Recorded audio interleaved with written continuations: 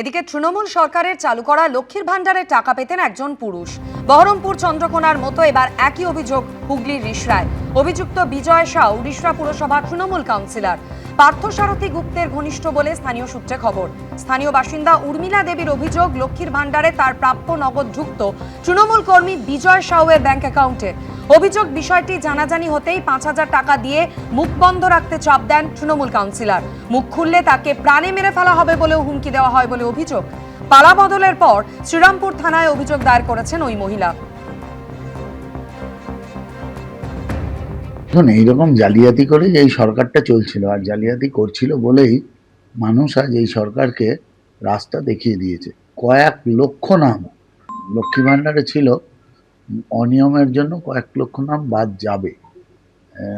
আমার এই চুঁচুড়াতেই প্রায় 38,000 মতো উপভোক্তা ছিল, তার মধ্যে 5,000 উপভোক্তার নাম বাদ যাচ্ছে, মানে নিয়ার অ্যাবাউট আর কি 4,800 মতো নাম বাদ যাবে। তো এটা বিষয় অন্য কিছু না, এরা যে যোজনার নামে লক্ষ্মীর ভাণ্ডারের নামে যে টাকাটা দিচ্ছিল, এটা না বন্দ্যোপাধ্যায় পরিবারের না তৃণমূল কংগ্রেসের। আমার আপনার ট্যাক্সের টাকায় সরকারি যোজনা চলে। এরা এরকম তৃণমূল নেতাদের নিজেরা নানাভাবে এই পয়সাগুলোকে ড্রেন আউট করে নিজেদের দিকে নিয়ে যাচ্ছিল। নিয়ম বেনিয়ম যদি হয় ব্যবস্থা হবে, আইন আছে, আইন তার নিজের পথে চলবে। এটা তো অন্যায়, এরকম হলে নিশ্চয়ই অন্যায়। অন্যায় যদি কেউ করে এবং অন্যায় করতে যারা সাহায্য করে, দুজনই দোষী। অতএব অন্যায় করতে যে সরকারি কর্মচারীরা সাহায্য করেছে তাদের জন্য ব্যবস্থা হয়। অন্যায় করাও অন্যায়, অন্যায়কে সাহায্য করাও অন্যায়, দুটোই অন্যায়। এই দুটো অন্যায়েরই জন্য বিচার হয়। এগুলো কারোর দলের দায় হয় না, এগুলো যারা বদমাইশ লোক তাদের।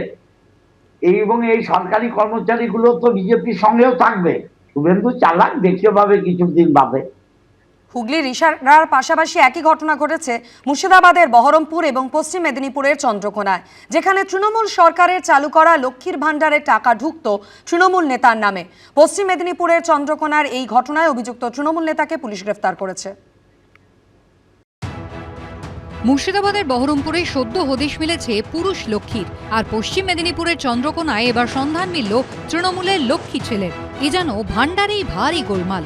বাড়ির লক্ষ্মী মানে মহিলাদের জন্য তৃণমূল সরকার চালু করেছিল লক্ষ্মীর ভান্ডার, কিন্তু সেই প্রকল্পের উপভোক্তার তালিকাতেও মিশেছিল জল, যার জেরে পুরুষও হয়ে গিয়েছিল লক্ষ্মী। হ্যাঁ, ঠিকই শুনেছেন, লক্ষ্মীর ভান্ডারের টাকা পেতেন পুরুষও। বহরমপুরের রাধারঘাটে রাকিবুল শেখের পর এবার আরও এক পুরুষ লক্ষ্মীর সন্ধান মিলল চন্দ্রকোনায়। জিজ্ঞাসাবাদের পর উত্তম কুমার সাউ নামে ওই তৃণমূল নেতাকে গ্রেফতার করেছে পুলিশ।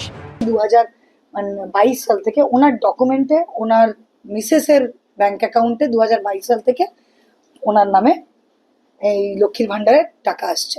তো সেই জন্য আমরা ফরজারি, ইম্পারসোনেশন এবং চিটিং এই সেকশনে ওনাকে অ্যারেস্ট করি। ওনার ডকুমেন্টস ইউজ হয়েছে, ওনার মিসেসের অ্যাকাউন্টে ঢুকেছে।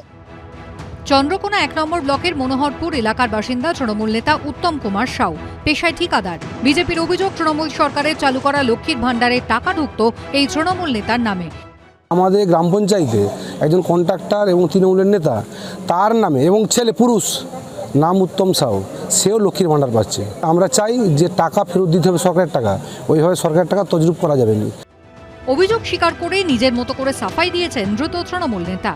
কখনো আমি এই লিস্ট খতিয়ে দেখিনি, কিংবা কিভাবে আমার নামটা ওখানে এসেছে সেটাও আমার জানা নেই। আপনি আপনার স্ত্রীর জন্য আবেদন করেছিলেন? হ্যাঁ, ওনার জন্য আবেদন করেছিলাম।